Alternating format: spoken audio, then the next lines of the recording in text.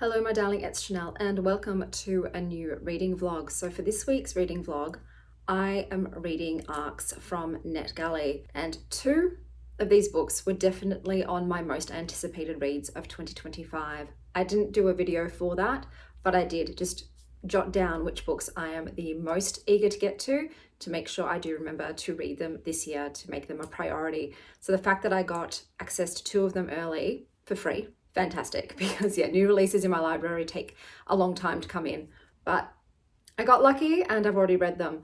I'm going to start with the other book that I also got approved for first, and that is These Vengeful Wishes by Vanessa Montalban. So this is a YA paranormal gothic mystery. So you have a petulant teenage girl named Cece who decides to get her stepdaddy arrested for his Ponzi schemes and is then shocked when that means she no longer has a college fund to pursue her art dreams at Dorset.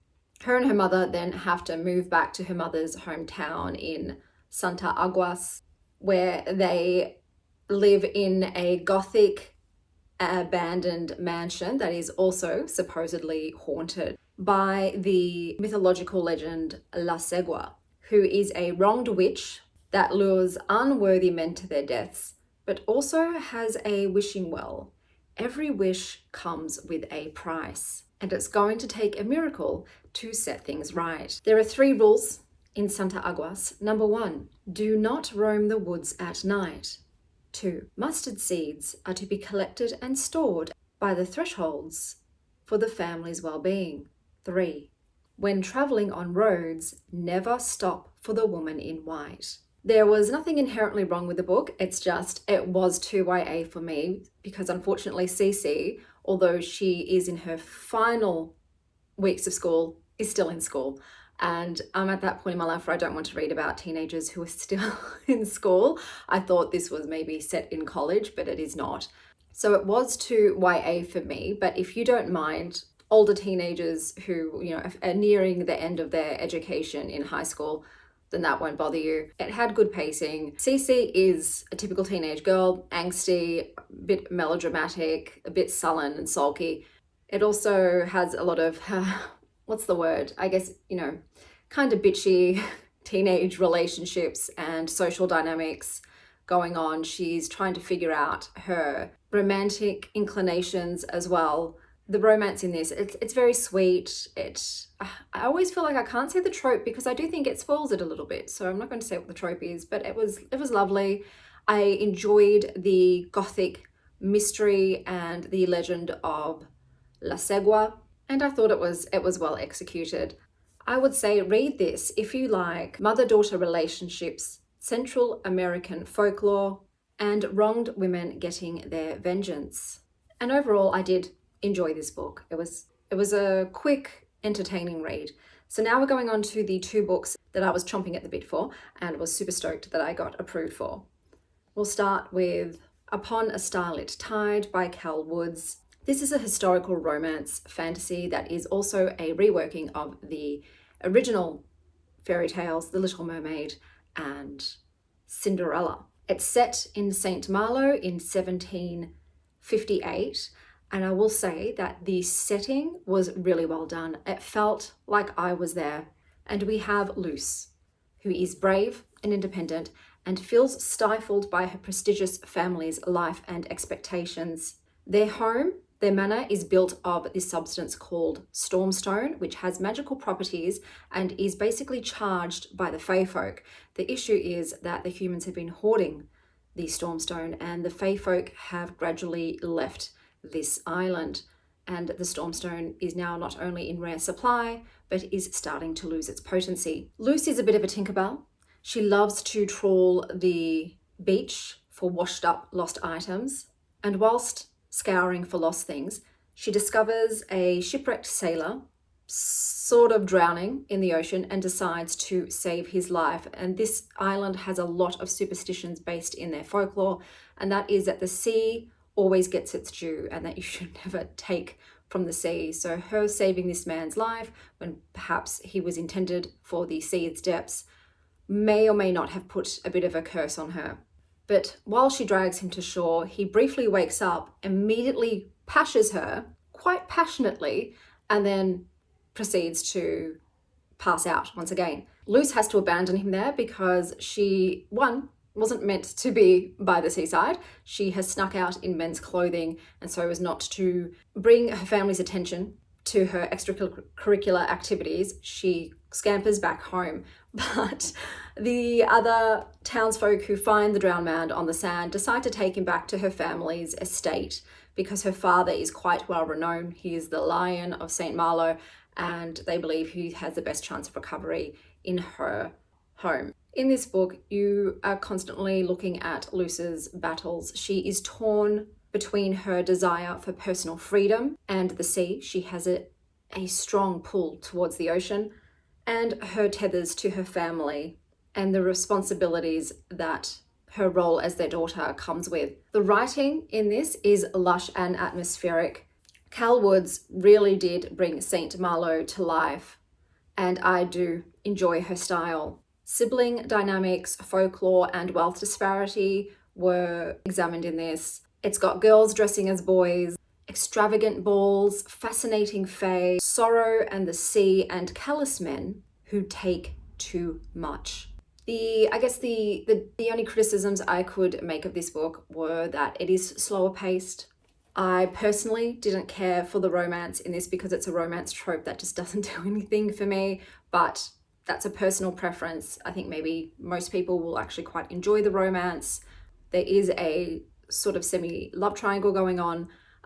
Also, there is a lot of history woven into the book, and also a lot about her father's business. He is a sea magnate privateer, and me personally, I just have zero interest in learning about ships and the shipping magnate business. But if talking about frigates does it for you, it's gonna make you wet. I will give you a quote that I really enjoyed from this book. "A woman knows her own truth. It's a gift that she is born with, that, like so much else, is quickly stolen by the world, by priests with their talk of sin and wickedness and shame, by men who learned long ago how best to use women for their own pleasure and advantage. Instead of speaking from their hearts, their souls, women are told to heed their father, their husband, their God. Instead of choosing their own path, they are told to obey. Even so, their souls always know the truth. Always. Do not be afraid to give yours voice." I thoroughly enjoyed this book. It was almost a 5-star. It is a salt-soaked historical fantasy fairy tale romance filled with furious fae folk, punishing privateers, and defiant daughters. Read if you like bloody fairy tales, sea-swept secrets, and feisty mermaids. I loved it. And the final book for this reading vlog was Wild Dark Shores by Charlotte McConaghy. This is a litfic climate change mystery thriller and romance. It's a blend of a lot of genres. And it is about a man and his 3 kids who live in an abandoned research station tasked with packing up the seed bank that is being relocated due to climate change, making that island now uninhabitable. 7 weeks before the ships are due to collect the family and the seeds, an injured woman washes up on their site. She's being shifty, but the dad's being even shiftier. You get a POV from each of the family members and the woman. It doesn't feel overwhelming. The characters are quite distinct. In this book, a lot of the characters feel that it's not a good idea to fall in love with people or places because eventually both will disappear. However, the one thing that really lasts forever is love. I absolutely love Charlotte McConaghy's writing. I love the emotional journey she takes you on with all of her books. This one, once again, is very situated in its setting in this remote island between Australia and Antarctica. In the book, there is this overall crushing weight of hopelessness and yet hope for the future in terms of their own personal lives and the world itself. A quote from this book is, "There is a place that pain takes you. I haven't known this place before." That's a privilege, isn't it? but I know it well now. It is both vast and minuscule. It is as far as my mind can travel and as contained as the blades of grass under my feet. It is my body. It is hard to make sense of the fragility of it. It's just a body, he said, and I try to make that true. But as I walk, I can't be anything else. I am all body, only body, and at its mercy. That quote does remind me that trigger warning for body horror in this, because the woman that washes up on shore has been absolutely ravaged by the rocks all on the left side of her body. And it goes into detail about the state of her injuries and the sort of reopening of her injuries, and I will admit that it started to make me feel a bit queasy. The only criticisms I could make of this book was that the 9-year-old boy, Orly, he doesn't sound like a 9-year-old boy. This kid has the vocabulary of a tenured professor.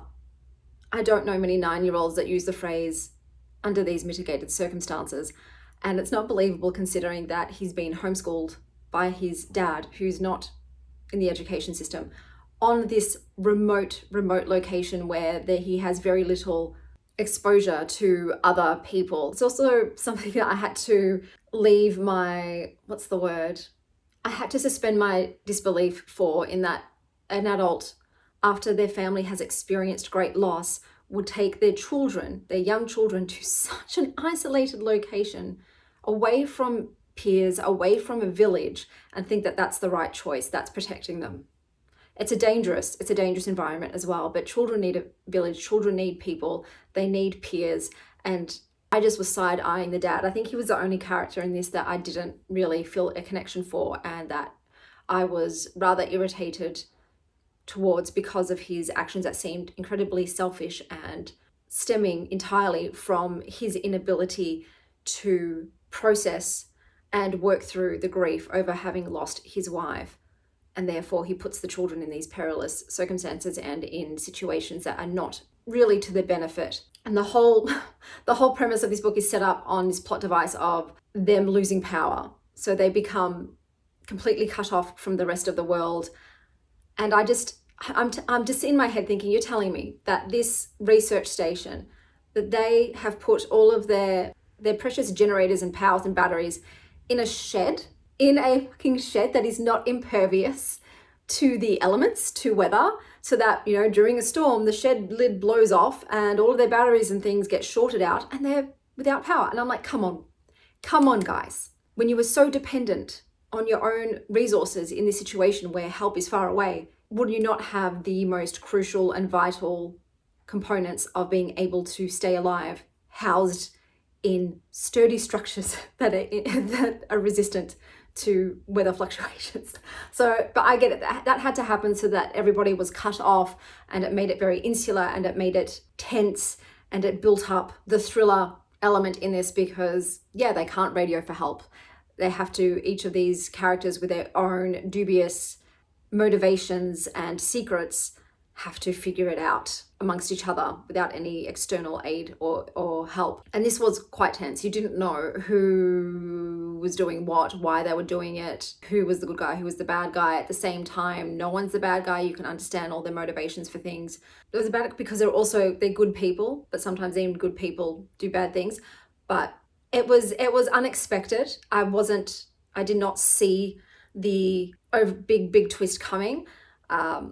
It was quite dark, so please check all the trigger warnings for this book. But really, this is a love letter to the natural world, but also a eulogy for everything we've lost and have yet to lose.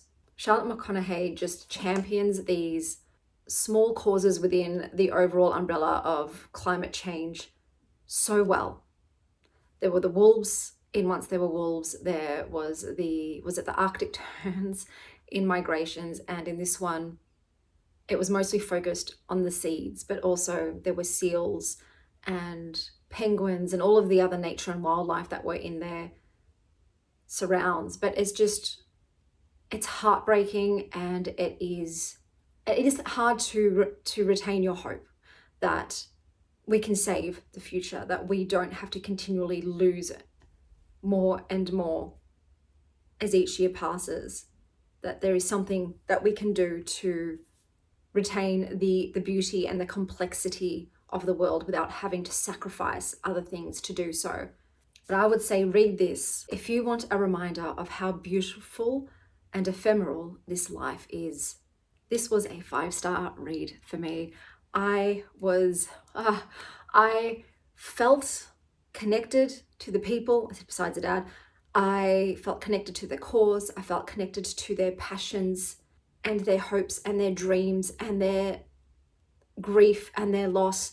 I was crying tears. I was bawling my eyes out in bed, and it gutted me. It really did. But this year, I was blown away. Amazing. It exceeded my expectations. I don't think I gave Once There Were Wolves or Migrations 5 stars. I believe they were both about 4.5 stars, but this one, high praise. I will read anything Charlotte McConaghy writes, absolutely, without question. Before I wrap up the books that I read in this reading vlog, I am going out today. I'm taking my daughter and my daughters and their friend to this sensory experience place. It's a room, I guess, or rooms designed each to represent one of the 5 senses.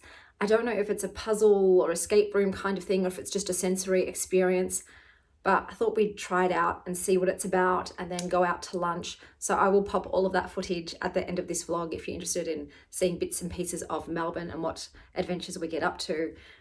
But now let me recap the books that I read, all great books. And if they sound up your alley, I would recommend them. So we had these Vengeful Wishes by Vanessa Montalban, and this wins the Best Award for the most interesting but dangerous C note. Then there was Upon a Starlit Tide by Kell Woods, and this wins the award for the Best Stormy Siren. And last but not least, we have Wild Dark Shores by Charlotte McConaghy, which I gave 5 stars, and this wins the award for the most heroic wombats. I can't even talk about this, but this book is littered with so many natural history and biological, scientific, environmental facts, and you learn so much. She makes the learning effortless. She just weaves it into her story, and you come away with so much more knowledge and yet heartbreak. But these were all of the books for this reading vlog. Until next time, stay wild, Star Child.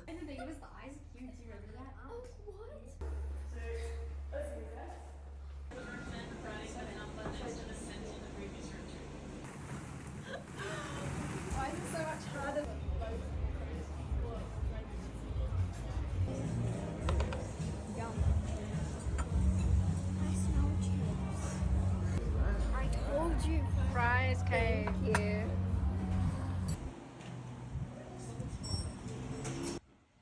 V chose cookies and cream. Indy chose a cinnamon donut. And I went wild, passion fruit and meringue. It was more fear-based than sensory-based. I keep forgetting that I have autism and sensory issues. I don't know why I thought I'd be okay. I was not. So one of them was a taste testing one in the dark. And I thought I was just going to be things like spices and fruits and vegetables and, Vegemite, things like that. I put this one thing in my mouth and instantly my body went, not food, not food. And I just spat it into my hand, and I just thought in my head, I've eaten an insect of some kind. It turns out it was mealworms. I got off easy though, because one of the kids that I took, she got a cricket, and I think before they went in, they asked us, do you have any dietary, restrictions, requirements? They really should say, also, how are you with eating insects? Because I did not consent to eating worms, and the young girl, she took it in her stride, but she's like, yeah, I probably would have preferred not to eat a cricket. But we managed to do all the other ones except for the hand one. So they put you in a blackout room, and there's boxes with a hole, and you have to put your hand in there. And they have pictures going in before, what could be in there. And they've got spiders and rats and shit on the wall. And they're like, be very careful, we don't want to have to get the net out to catch any critters. In my head, I'm thinking, they can't seriously put live creatures in here because you would inadvertently kill something with your hand going in. Like, it's a animal welfare issue. Like, that was the logic. But human nature at its core is wired against putting your hands into dark crevices and you don't know what's in there. There's something animalistic, lizard brain that just kicks into gear and goes, no, no. I did the first one and my brain knew, oh, this is full of loafers, like shower loafers. But the issues too is they wanted you to dig through to find these little tokens. So you don't just like put it in and touch it. You have to like go through it. And then the next one was obviously some kind of plant material, sticks, netting or something of that vein. And then the third one was sand. At that point, I thought, I can't do it. I don't. Every single time I'm coming up to a box, it's giving me anxiety. And then I'm putting my hands in and I'm not liking the tactile experience. And my kids wouldn't even attempt it. And then the other young girl, after the same thing, she's like, look, I'm not enjoying this. I'm like, yeah.